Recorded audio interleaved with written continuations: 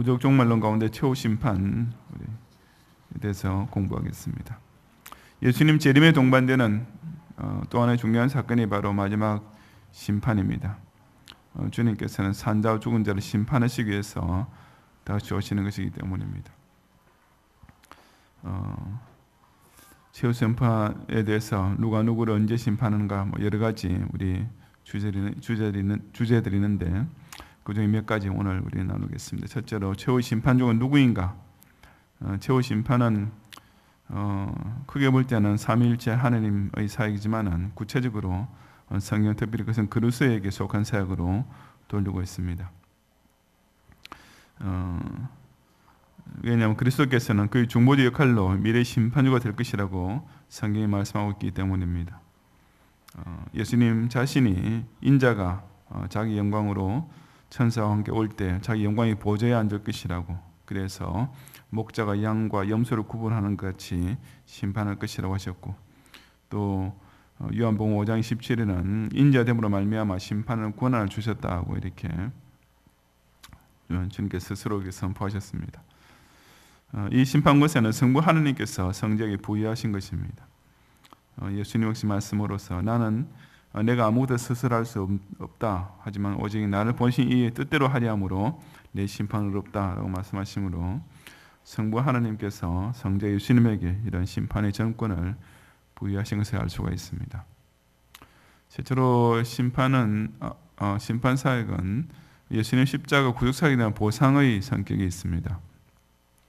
바로 빌립보에서 나오는 유명한 구절대로 예수님께서 자기를 낮추시고 죽게 복종하셨기 때문에 이름으로 바로 이것 때문에 하나님께서 지극히 그를 높여서 뛰어난 이름을 주시고 땅에 있는 모든 것이 무릎을 꿇게 하셨다. 예수님의 그 심판권사 앞에 복종하게 하시는 그런 영예를 주셨습니다.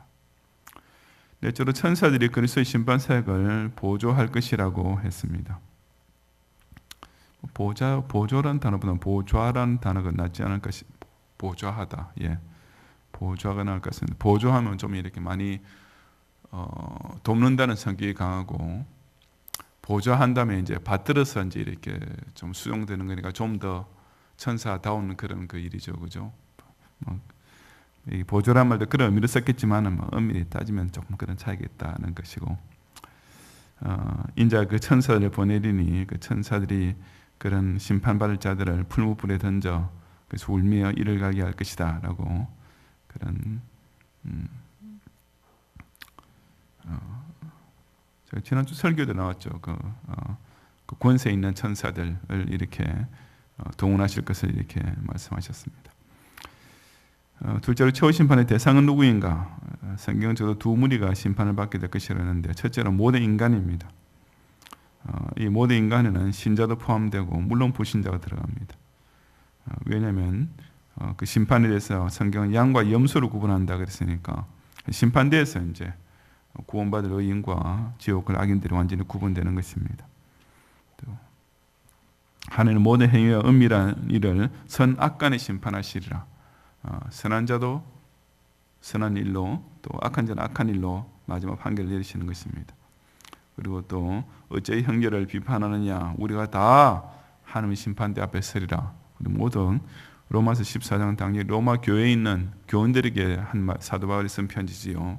그 사도 바울이 우리가 사도도 그렇고 너희 로마 교회 성도를 그렇고 다 하나님 심판대 앞에 서른다고 이렇게 모든 신자들도 하나님 심판대 앞에 서는 것을 의미합니다. 하지만은 그 같은 심판대에 서도 그 내리는 판결은 전혀 다른 것이죠.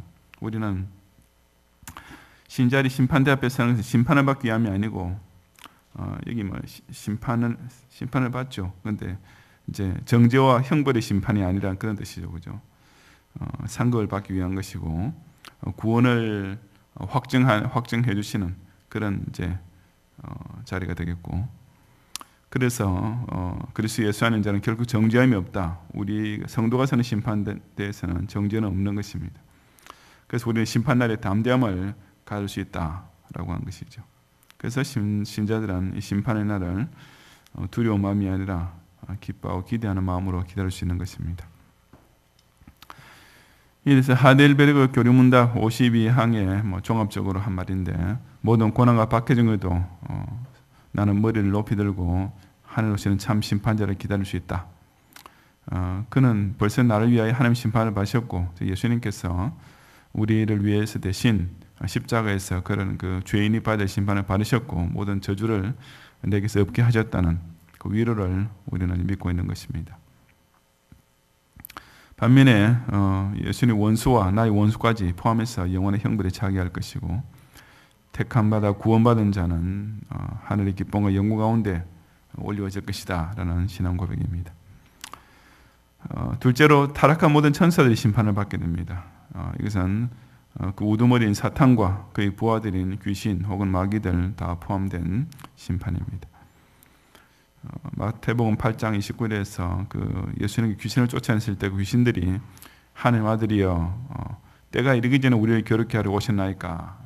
이 말은 귀신들도 그런 영적인 문제에서 지각이 있는 것이죠. 그래서 자기들도 때가 이를 때 마지막 심판날에 그렇게 완전히 지옥불에 던지는 걸 알고 있는 것입니다. 근데 그 심판날에 오기 전에 우리를 먼저 괴롭히러 오셨습니까? 라고 이렇게 이제 귀신들이 얘기한 것이죠.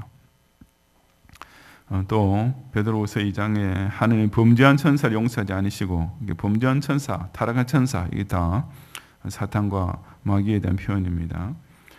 지옥에 던져 어두운 구덩이에 다 두어 심판대가 지키게 하셨다.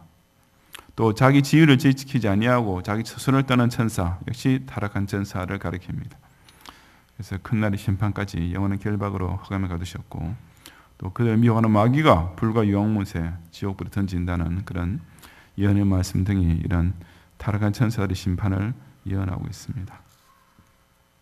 최후 심판이 이루어지는 장소는 계시록 20장 11절에 크고 흰 보좌 앞이라고 간단히 우리 백보좌 앞이라고 얘기하죠. 그 보좌에 앉으신 예수님께서 심판하게 되는 것이고 이 보좌가 있는 장소는 성경에 하늘이 있는 것으로 정확하게 하늘 어딘지는 모릅니다만 하여튼 하늘이 있는 것으로 우리